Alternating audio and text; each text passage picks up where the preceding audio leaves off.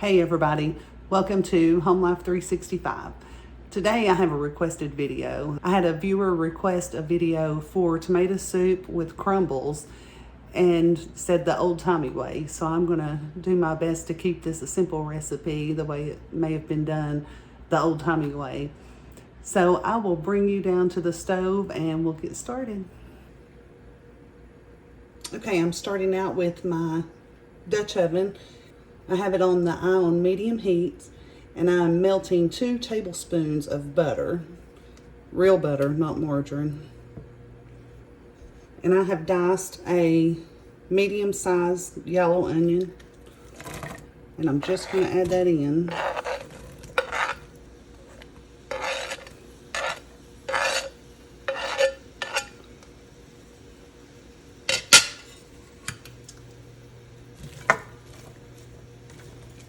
You could use any type of onion that you want in this. If you have a white onion instead of yellow, that should be fine.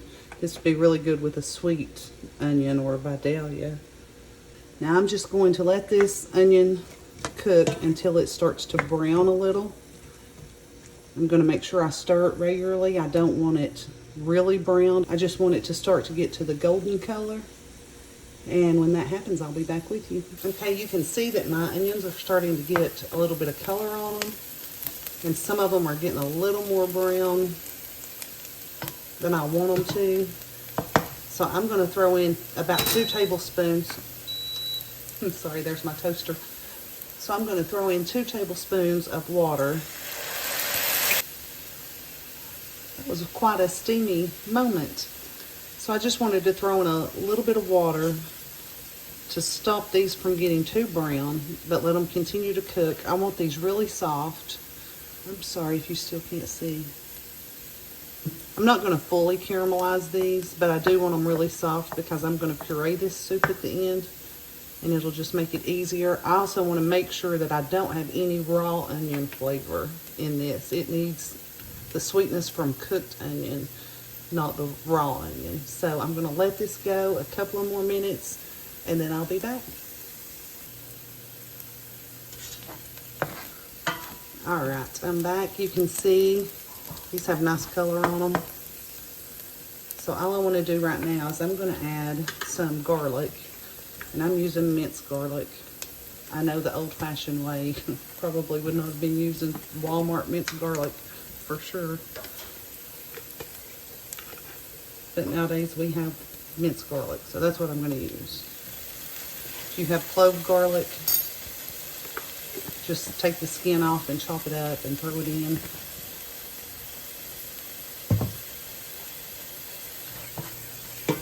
Give this a stir. I'm not trying to brown the garlic or anything. I just want to get it mixed in with those onions. The next thing I'm going to add, I have 2 pints of tomatoes. I grew these tomatoes and canned them 2020. Hope you can see there. These are crushed tomatoes. And if you don't have home canned tomatoes, you can buy canned tomato. I recommend that you buy a good quality tomato because you don't want tomato soup that tastes like a tin can.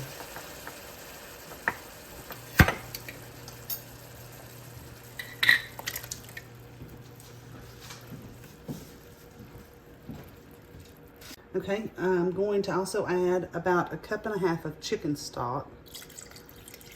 If you wanted to make this vegetarian, you could use a vegetarian stock. I'm also adding in about 1/2 teaspoon of black pepper.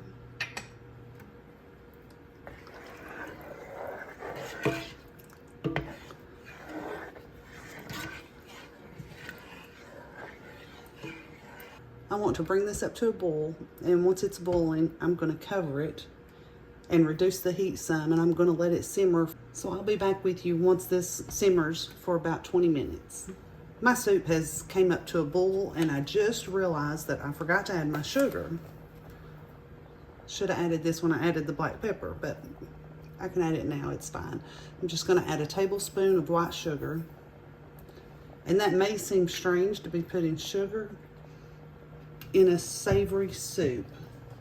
But the acid in the tomatoes is so strong that you really, really need that sugar just to cut that acidity. So I'm just going to give that a stir, get it mixed in.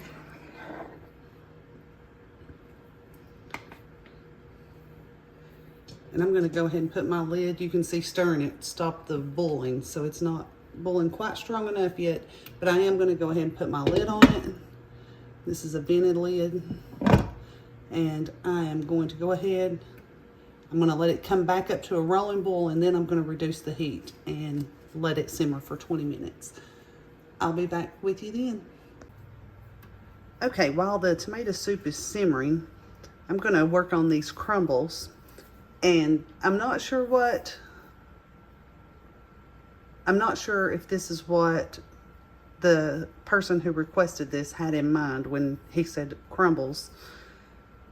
I hope it is, and I'm sure it's going to be very good. So what I have done is I have light bread that I've toasted, and this piece broke and fell on the floor, so it's in the garbage. So I'm just going to work with this piece and a half that I have left. So I've toasted this till it's pretty crunchy, and I want breadcrumbs, but I want I want a larger breadcrumb. So I don't want to put this in the food processor. I imagine our grandparents did not have food processors. I'm sure they did this probably the same way I'm about to. So I've just toasted these nicely, and I'm going to cut them up. And you can see they're falling apart very easy because they're toasted.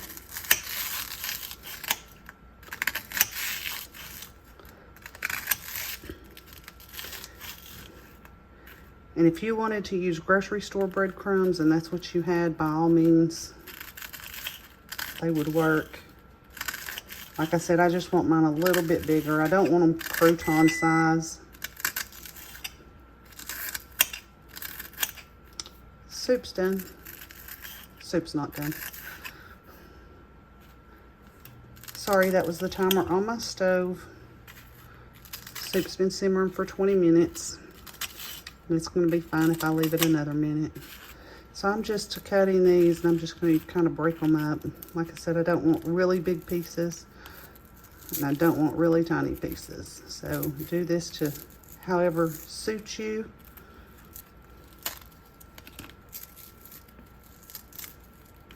Yeah, it's easier just to break it. I left it sitting in the toaster so it got really dry and crunchy.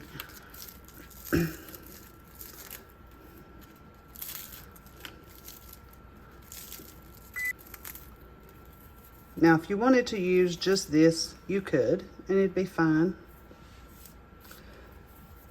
But I'm going to go back to the soup, and I'm going to get it started simmering down. And then I'll be back with you, because what I'm going to do with these is I'm going to saute them in a pan with butter and brown them up and get a little bit more flavor on them. So let's go back to the soup. Okay, I'm back at my soup. And all I want to do now is take this lid off. Very hot, be careful. And I still have this on fairly low. Not completely low, but low heat. All I'm going to do now is give this another 5 to 10 minutes with the lid off. Let it cook down just a little bit. I don't need it to cook down a lot because I'm going to puree this, and that's going to thicken it a lot. Now, if you want a chunky tomato soup, you can stop at this point, and you can go ahead and give this a taste. Season it with salt, pepper, anything you want. Sorry, my timer keeps going off. You could season this, and you could eat it just as it is right now. I like a creamy, pureed tomato soup. So I am going to let this cook just a minute. I'm going to get my stick blender, and I'm going to give this a good puree and then add my cream. And while I'm letting this cook for just a couple of more minutes, I'm going to go ahead and work more on these crumbles. Okay, I have a skillet here. I have my eye on medium heat. I'm going to put a tablespoon of butter in my pan and I'm going to let it melt and get hot.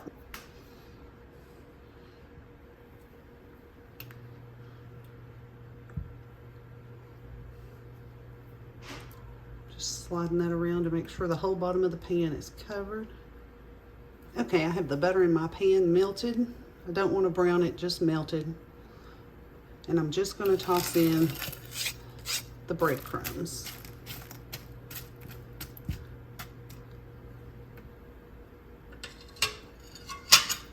Like I said, if you want to use grocery store breadcrumbs, you can. If you wanted to put this in the food processor and get finer breadcrumbs, you can do that. If you wanted to leave these bigger and make them more like croutons, you could do that. So I'm just going to cook these for a couple of minutes. I just want to give them a stir around. You can see they just soak the butter right up.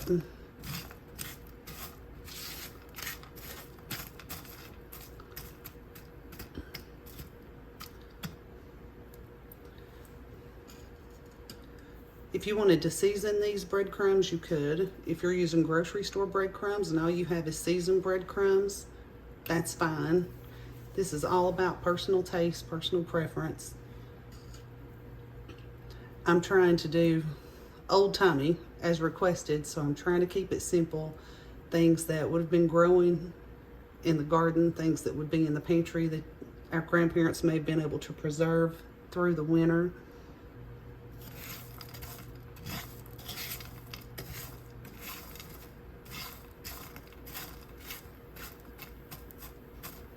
You can see my breadcrumbs are still pretty dry, so if you wanted to add 2 tablespoons of butter instead of 1, I think you'd be perfectly all right with that. All right, these have been on the eye on medium heat for about 2 or 3 minutes. They have soaked up almost all of the butter. Everything's nice and crisp. I don't want to burn these. So I'm going to leave these in the hot pan and I'm going to set them to the side while we finish up the tomato soup. Okay, our soup has been simmering now uncovered for about 5 minutes while I did the crumbles. So now I'm just going to turn off the heat because I'm about to puree this and it's going to get thicker, and if it's boiling, it can splatter out at you. It can burn you. So I'm going to use an immersion blender today, and if you have a regular blender, you can use that. Just be careful because it is hot, and hot liquids in the blender can pop the top off and spray out at you. So be sure and cover it with a dish towel or something if that's the way you choose to do it. This is going to be loud, so I'm going to mute it. I'll not give you any video. I won't bust your eardrums.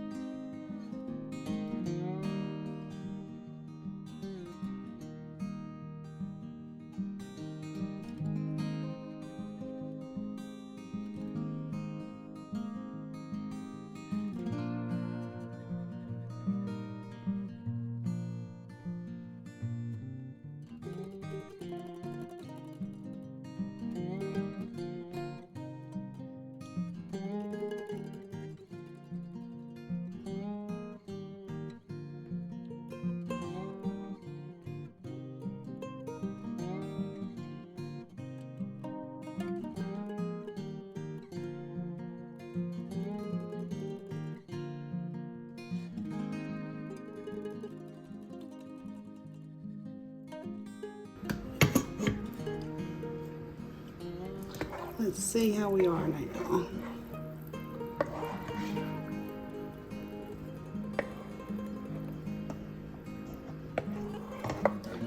That looks nicely pureed.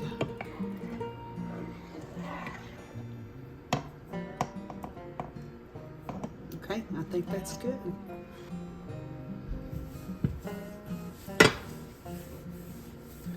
That made a mess. Just gonna wipe down where that sprayed out.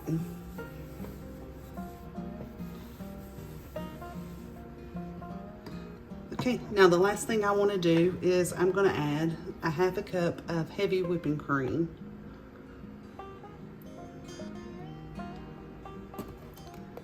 Right in. Give that a good stir.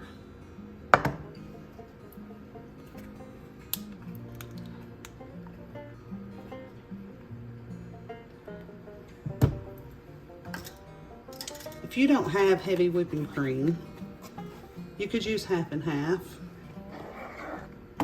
You may just need to add a little bit more. Or you could use evaporated milk, canned. Just be sure it's evaporated milk. Do not use sweetened condensed milk. Just plain evaporated milk or canned table cream. If all you have is milk and you wanted to just use plain milk, I would warm the milk and I would add 1 or 2 tablespoons of melted butter to the milk and mix it together before adding it in, because you really want that fat to have a rich, creamy tomato soup. So now the last thing to do is give this a taste and see if it needs salt or pepper.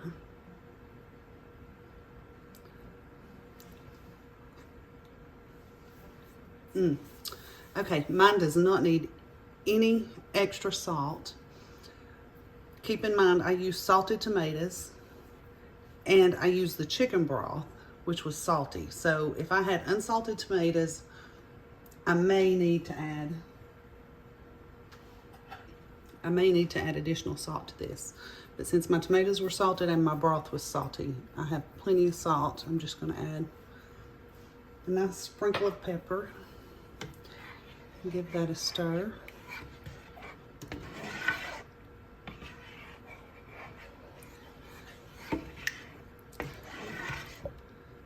And you can see what a nice, lovely orange color the cream of tomato soup is.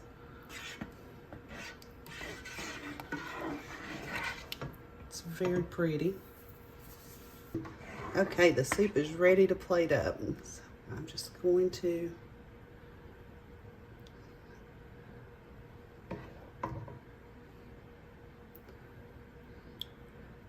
get some in my bowl. And for the crumbles, I still have my crumbles hot in the skillet, so I'm just going to throw some of those in. If you have fresh basil, you could also add fresh basil. Right now, you could also add Parmesan cheese, would be delicious. All right, so we've got a nice bowl of homemade tomato soup with bread crumbles. Let's just give it a taste.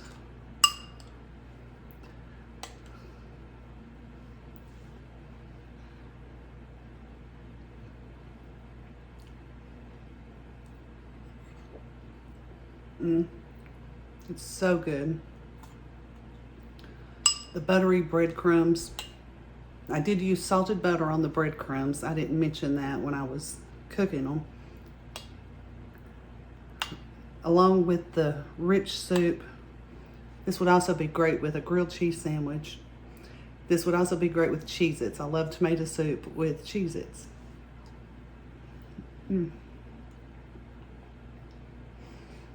This is hard to beat on a cold winter day. So I hope you'll try this recipe. I hope you enjoy it. And for Caleb, the viewer who requested it. I hope this is what you were looking for. I hope you'll give it a try, and I hope you enjoy it. So if anybody else has any videos they would like to see, please put it in the comments below, and I'll do my best to work on that for you. And if you don't mind, hit the like and subscribe button below. It really helps me out. Until next time, I hope you have a great day.